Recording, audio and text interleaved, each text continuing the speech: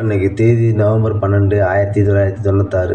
உலகம் முழுக்க நிமோனியா தினத்தை அனுசரிச்சுக்கிட்டு இருந்த நேரம்.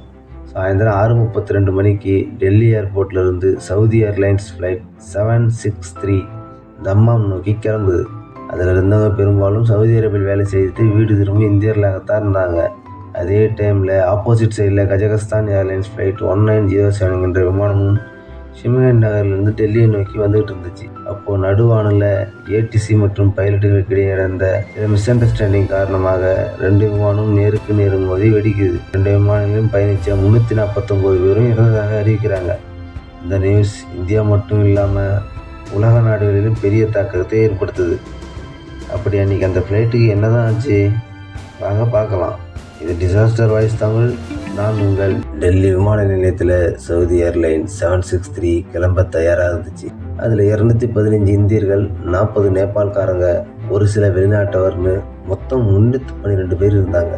இந்த விமானத்தை பற்றி சொல்லணும்னா இது ஒரு போயிங் 747 வகையை சேர்ந்த ஒரு விமானம். அனைத்து ஃபார்மாலிட்டியும் முடித்த கேப்டன் கலீல் அல் சுபைலி விமானத்தை ரன்வேல இயக்குறாரு. அதே சமயம் ஆப்போசிட்டில் வர இன்னொரு ஃப்ளைட்டை பற்றி சொல்லணும்னா கஜகஸ்தான் ஏர்லைன்ஸ் 1907. இது ஒரு கஜகஸ்தானுக்கு சொந்தமான விமானம். இதோட கேப்டன் ராபர்டோவிச் செரபனோவ் கஜகஸ்தான் விமானம் இறங்குவதற்கும் சவுதி ஏர்லைன்ஸ் டேக்கப் ஆவதற்கும் தயாராக இருந்தாங்க. ஆனால் அப்போ அவங்களுக்கு தெரியாது இன்னும் கொஞ்ச நேரத்தில் நம்ம ஒரு மிகப்பெரிய டிசாஸ்டர் சந்திக்க போகிறோம்.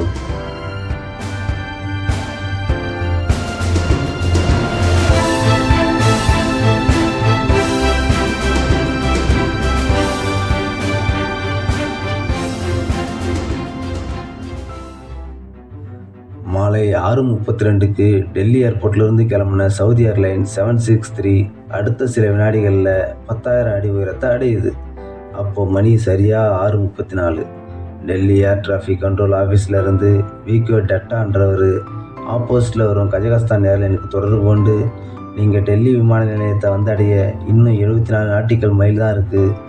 ஸோ நீங்கள் 15,000 அடி உயரத்தையும் மெயின்டைன் பண்ணி வாங்கன்னு சொல்கிறாரு. சரியாக 2 நிமிடம் கழித்து 6:36க்கு டட்டா சவுதி ஏர்லைனுக்கு தொடர்பு கொண்டு நீங்கள் இப்போ 14,000 அடியாக உயர்த்தலாம்னு சொல்கிறாரு. அதற்கு ஓகே சொன்ன சவுதி ஏர்லைன்ஸ் அடுத்த 2வது நிமிடத்தில் நாங்கள் 14,000 அடியை அடைஞ்சிட்டோம்னு சொல்கிறாங்க. மேலும் ஹைட்டை இன்க்ரீஸ் பண்ணலாமான்னு கேட்குறாங்க. அதுக்கு டட்டா வேணாம், நீங்கள் இதே லெவலில் மெயின்டைன் பண்ணி வாங்கன்னு சொல்கிறாரு. அப்போது சவுதி ஏர்லைன்ஸ் கேப்டன் ஓகே நாங்கள் 14,000 அடியை மெயின்டைன் பண்ணுறோம்னு சொல்கிறாரு.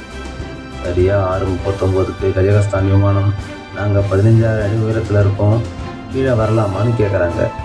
ஆனால் அப்போ அவங்க இருந்தது 16,348 அடி உயரம்.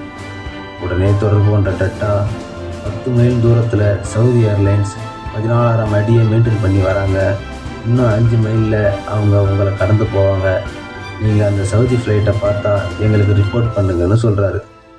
அதுக்கு கஜகஸ்தானோட ஆப்ரேட்டர் புரியல, தெளிவாக சொல்லுங்கன்னு சொல்கிறாரு. அதுக்கு டட்டா 8 மைல் தொலைவில் 14,000 அடி உயரத்தில் டிராஃபிக் இருக்குன்னு சொல்லிக்கிட்டே இருக்காரு. அதுக்கு அவர் புரிஞ்சும் புரியாமலும் ஓகேன்னு சொல்கிறாரு. இந்த கான்வர்சேஷன் நடந்துகிட்டு இருக்கும்போதே இணைப்பு துண்டிக்கப்படுது.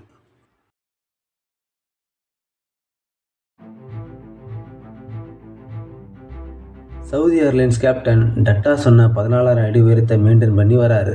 பட் கஜகஸ்தான் பைலட் டட்டா ஆங்கிலத்தில் சொன்னதை சரியாக புரிஞ்சிக்காமல் ஃப்ளைட்டை கீழ் நோக்கி இயக்குறாரு.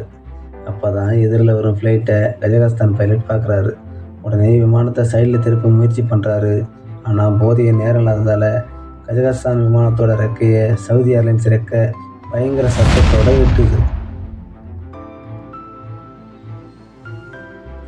அப்போது விமானங்கள் நிலை குலைந்து சவுதி ஃப்ளைட்டின் ஹரிசாண்டல் ஸ்டேபிளைசரும் கஜகஸ்தான் விமானத்தோட வெர்டிகல் ஸ்டேபிளைசரும் மோதி பயங்கரமாக தீப்பிடிக்குது. தூரத்திலிருந்து இதை பார்த்த யுனைடெட் ஸ்டேட்ஸ் ஏர்ஃபோர்ஸுக்கு சொந்தமான கார்கோ ஃப்ளைட் உடனே இது ஏடிசிக்கு தகவல் தெரிவிக்கிறாங்க. அப்போ உடனே டட்டா 2 விமானங்களையும் தொடர்பு கொள்ள முயற்சி செய்கிறாரு. 2 விமானங்களின் இணைப்பும் துண்டிக்கப்படுது. அது மட்டும் இல்லாமல் 2 விமானங்களும் ரேடாரில் இருந்தும் காணாமல் போகுது.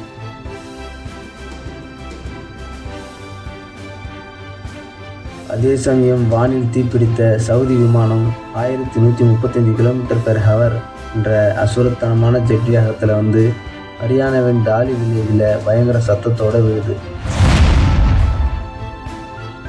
அதே போல் கஜகஸ்தான் விமானம் ஹரியானாவின் பிரோகர் வில்லேஜில் போய் விழுது.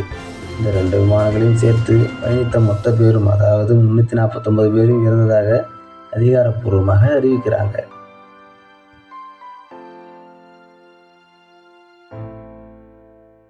இந்த விபத்தை பற்றி விசாரிக்க டெல்லி உயர்நீதிமன்ற நீதிபதி ரமேஷ் சந்திரா லஹாட்டி தலைமையில் லஹாட்டி என்ற கமிஷன் அமைக்கிறாங்க.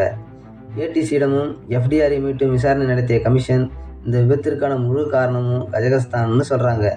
ஏடிசி கொடுத்த இன்ஸ்ட்ரக்ஷனை சரியாக ஃபாலோ பண்ணதுனாலையும் பைலட்டுக்கு போதிய ஆங்கில புலமை இல்லாததான் விபத்துக்கான முழு காரணம்னு கமிஷன் அறிவிக்கிறாங்க. இந்த விபத்துக்கு அப்புறம் தான் டிசிஏஎஸ், அதாவது டிராஃபிக் கொலிஷன் அவாய்டன்ஸ் சிஸ்டத்தை உலகம் முழுக்க கட்டாயமாக்குறாங்க. மேலும் அனைத்து பைலட்டுகளும் ஆங்கில புலமை பெற்றிருக்கணும்னு சொல்கிறாங்க. Okay friends, neglect of small thing is great லாஸ்ன்னு சொல்லுவாங்க. அதாவது அலட்சியம் பெரிய நஷ்டத்தை ஏற்படுத்துன்னு சொல்லுவாங்க. இங்கேயும் அப்படித்தான் ஒரு சின்ன அலட்சியம் 349 உயிரை பறிச்சிருக்கு. வர சண்டே 10:30 நம்ம சேனலில் பல ஆயிரம் பேர் காணாமல் போன பெர்முடா ட்ரையாங்கிளை பற்றி தான் பேச போகிறோம். மறக்காமல் சப்ஸ்கிரைப் பண்ணி வச்சுக்கோங்க. பாய்.